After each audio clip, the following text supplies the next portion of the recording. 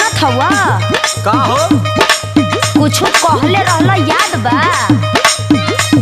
ऐसन तो कोनो बात ना याद आवत ह। अच्छा तो कटनी हो गई तो भुला गइल?